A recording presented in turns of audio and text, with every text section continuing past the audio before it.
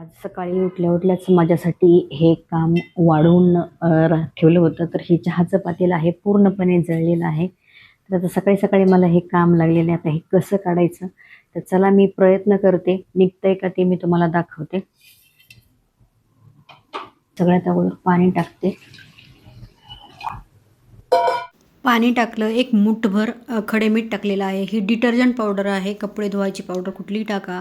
Vim liquid टाकलं आणि ही सोड्याऐवजी मी ही जी भैया पावडर मिळते तर ती टाकली. त्याच्यात पण भरपूर साऱ्या प्रमाणात सोडा असतो, तर तुम्ही त्याच्याऐवजी सोडा टाकला तरी चालेल आणि व्हिनेगर टाका. आणि इतकं पाणी मी भरून घेणार आहे, जिथपर्यंत करपलेलं आहे तिथपर्यंत. पातेल्यातलं पाणी आहे तर ते पूर्णपणे उकळलेलं आहे. तर याला अजून 1-2 मिनटं मी असंच उकळून घेते. तर किती निघते ते मी तुम्हाला दाखवते. हे बघा पाणी एक 4-5 मिनटं झालेले आहेत हे उकळून. तर आता बघा ह्याच्यातलं पाणी हे जे आहे ते काळं झालेलं आहे. मी असं मध्ये-मध्ये चमच्याने हे खरडून काढलेलं आहे. आता गॅस बंद करते. थोडंसं पाणी गार होऊन देते आणि नंतर तुम्हाला मी पातेलं घासून दाखवते ते किती निघालेलं आहे. कारण भरपूर काळं झालेलं आहे. अजून पण ह्याच्यात भरपूर ते चिकटलेलं आहे काळं. नंतर मी अजून एकदा त्याच्यात अर्ध लिंबू आणि मीठ थोडंसं टाकून परत एकदा हे मी पातेलं पाणी टाकून उकळलं आणि नंतर मी इथे घासायला घेतलेलं आहे. तर त्याच्यात जे जळलेलं होतं ते बऱ्यापैकी निघालेलं आहे, पण जे पातेल्याला चिकटलं होतं ते निघालेलं नाही आहे. भरपूर सारं घासलं पण एका घासण्यात ते कधीच निघत नाही, कारण खूप असं धूर झाला होता आणि खूप पातेलं जळलं होतं. त्याच्यामुळे एका घासण्यात ते शक्यच नाही निघणं. जसं जसं मी वापरत जाईल तसं तसं ते निघत जाईल. तर असंच ते निघतं आणि जेवढं निघतं तेवढंच मला काढता आलं आणि तेवढंच काढलं. वापरण्यायोग्य झालेलं आहे. तर ते हळूहळू त्याच्यातलं चहा पाणी गरम केलं तरी अजिबात करपट वगैरे काही लागत नाही आणि हळूहळू ते निघून जाईल दररोज थोडं थोडं घासून.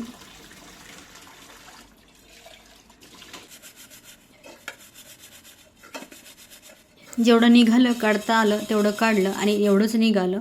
आणि ते झाल्यानंतर मी करत आहे इथं नाश्त्याची तयारी. तोपर्यंत मी करत आहे नाश्त्याची तयारी. तर आज मला बनवायचं आहे रगडा पॅटीस. तर त्याच्यासाठी मी हे छोले, पांढरे छोले आहेत छोटे छोटे, ते भिजत घातले होते. पांढरा वाटाणा नाही भिजत घातलं, घरात छोले होते म्हणून मी ते छोलेच भिजत घातले. तर सगळ्यात अगोदर हे मी कुकरला उकडून घेते छोले. छोल्यात थोडंसं पाणी, थोडंसं मीठ, थोडंसं हिंग आणि थोडीशी हळद. छोले आहेत ना छान मी असे 3-4 शिट्ट्या करून एकदम मऊ असे हे मी शिजवून घेते. इथं बघा बिहाइंड द सीन म्हणजेच कॅमेऱ्याच्या मागे बऱ्याचशा गोष्टी घडल्या. जसं की माझा चहा पिऊन झाला, अंघोळ झाली, छोले शिजवून झाले, बटाटे उकडून झाले. तर ही सगळी जी तयारी आहे ती झालेली आहे आणि आता मी करत आहे छोले पॅटीस. तर खरंच हे अगदी 10 मिनटात होणारी रेसिपी आहे. नेहमीच आपण पांढऱ्या वाटाण्याचा रगडा करतो, तर यावेळेस मी म्हटलं चला छोले घरचेच आहेत, घरात आहेत, विकत आणायची गरज नाही आहे. पांढरे वाटाणे नव्हते म्हणून मी म्हटलं चला छोल्याचा रगडा पॅटीस करून बघूया. तर त्याच्यासाठी मी छोले उकडून घेतले आणि ते थोडेसे स्मॅश करून घेतले.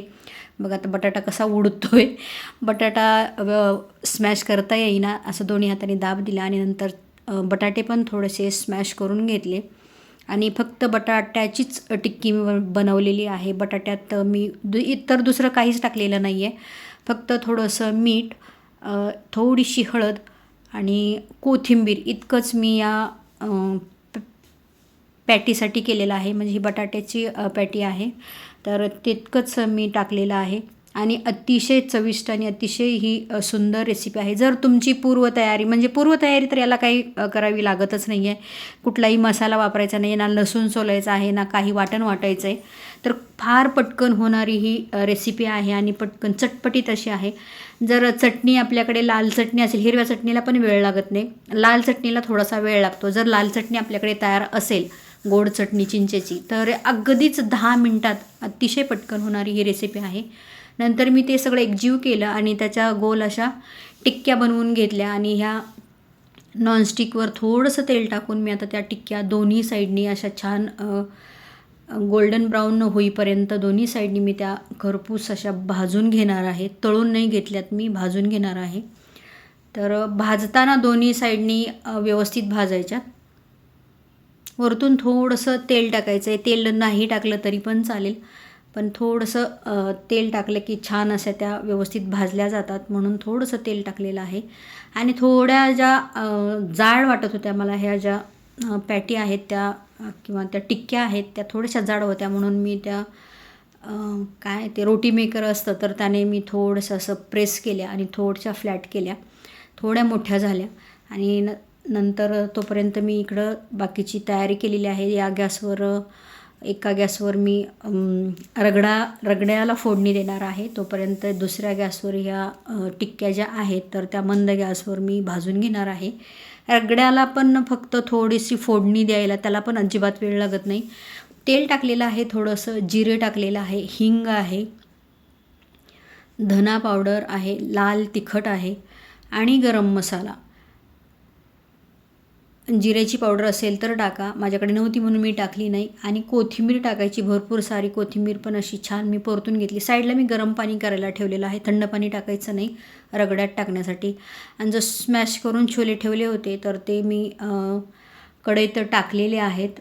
आणि आता त्याच्यात ते थोडंसं एकसारखं करण्यासाठी गरम पाणी घालायचं आणि छान एकसारखा तो रगडा करून घ्यायचा. कुकरमध्ये थोडंसं राहिलं होतं छोले तर त्याच्यातच कुकरमध्ये गरम पाणी टाकलं आणि नंतर कढईत टाकलं, मीठ टाकलं आणि ही उकळी आली की आपला रगडा हा तयार आहे. तोपर्यंत या बघा एका साईडनी हे टिक्क्या आहेत तर छान भाजल्या गेल्यात, तर त्या मी आता पलटून घेते आणि दुसऱ्या पण साईडने छान अशा मी खरपूस भाजून घेणार आहे.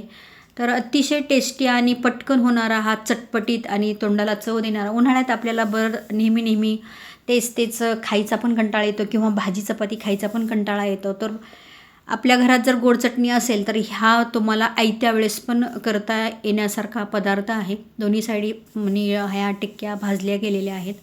रगडा पण बघा आपला इथं छान उकळलेला आहे, तयार झालेला आहे रगडा पण. आता तो मी काढून घेतला रगडा. तोपर्यंत मी बाकीची पण तयारी करून घेतली. कांदा, टोमॅटो, कोथिंबीर वगैरे चिरून घेतली, दही फेटून घेतलं थोडंसं, असेल तर टाका. चटण्या ह्या माझ्या अगोदरच्याच केलेल्या होत्या, हिरवी पण आणि लाल ही गोड चटणी पण. फ्रीजमध्ये प्रत्येकाच्याच लाल चटणी तर असतेच आणि हिरवी चटणी करायला फार वेळ लागत नाही. आणि मी ही हिरवी चटणी वाळवून ठेवलेल्या पुदिन्याचीच चटणी आयत्या वेळेस केलेली आहे. जर आपण एरवी पुदिना आणतो तर पूर्ण आपल्याला लागत नाही, तर आत्ता उन्हाळा पण आहे, तो वाळवून ठेवला आणि जेव्हा केव्हा पाहिजे तेव्हा आपल्याला तो लगेच वापरता येतो, तर त्याचीच मी चटणी केलेली आहे. बाकीची तयारी केली आणि ह्या बघा टिक्क्या छान भाजलेल्या आहेत. आता ते मी सर्व करत आहे. थोडंसं टिक्क्या घालून त्याच्यावर थोडा रगडा टाकला.